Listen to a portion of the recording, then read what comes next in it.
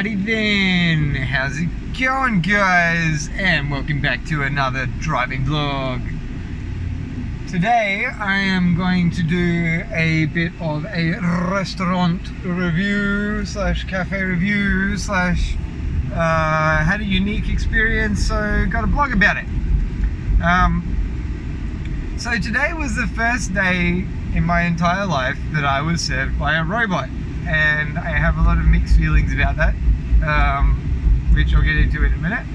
But to start off with, the place that I went to was called Union Artisanal Coffee. It is located in Chitta Mall in Ara Damansara. And in a nutshell, coffee was great, food was and service was also meh, a bit confusing, going back to the whole robot service thing. Okay, so now to expand on the points, I gotta say, in terms of like the way that the cafe was set up and everything, I think that they've got their business model a little bit skewed. So I'm gonna take my mask off because I've actually got one of their coffees here. Union Artisanal Coffee. It's probably backwards. Like I said, the coffee was fine. The sort of dine-in latte I had is better than this takeaway one that I've got. It tastes like they only put one shot in that, where they put 2 shots in my other latte. Now, I went there and I ordered a meal for me, a meal for my son, and a coffee for me, and an iced chocolate for my son. And the total came up to just over 80 ringgit. Now, that's a lot of money for a cafe, especially for 2 people to dine. So now, for what it is, for what that place is, I disagree that that was the right pricing to go with. The coffee itself was priced at about 11 ringgit. The chocolate was 14 ringgit, which I would take that, I'll accept that. The iced chocolate was very tasty, so they're probably using Valrhona or something like that, a good quality chocolate.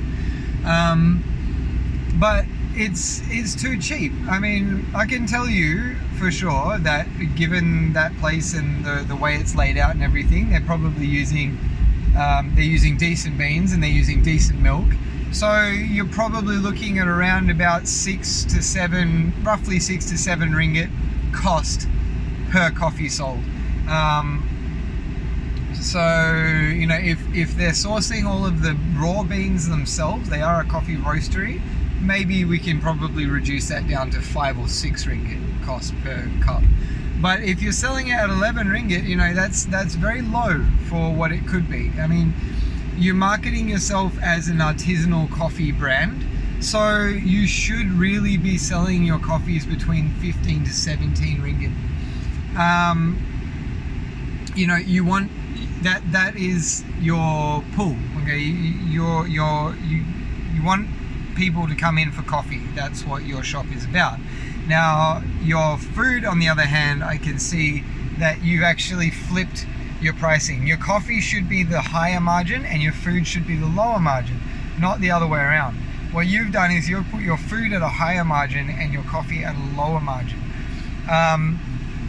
and which, you know, that can work as long as the food is up to the expectation based on the price.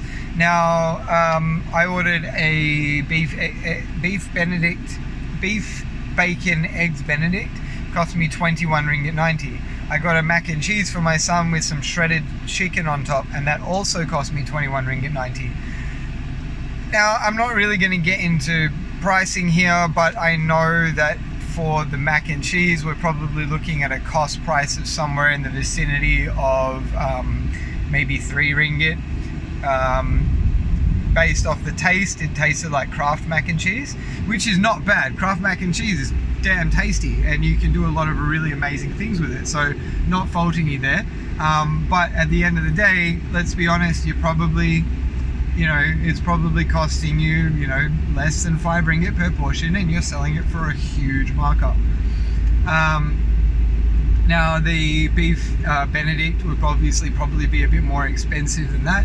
I'm guessing for the bacon you're probably looking at a couple of ringgit. The egg would be minimum around about 2 ringgit if it's organic. Then you've got your muffin and your salads and your sauce. So let's be be on their side a bit here and say that their cost price is around about 8 ringgit 50. Again, you've got it. In my opinion, in my professional opinion, you've just got your pricing flipped the wrong way.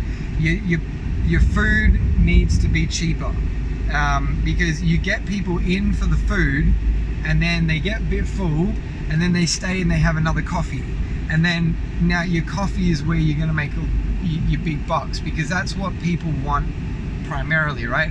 Probably, I'm guessing the majority of customers that these guys are getting at this time are definitely going to be much more towards in and out. I just want my morning coffee, bang, bang, bang. Now, and for the quality of the coffee that they're serving, which like I said was pretty decent, nobody's going to argue with you if you charge them 15 to 17 ringgit cup, because the quality's there. So that's probably my only real criticism in terms of the pricing and everything, and based off the quality of the food, the way that I saw it.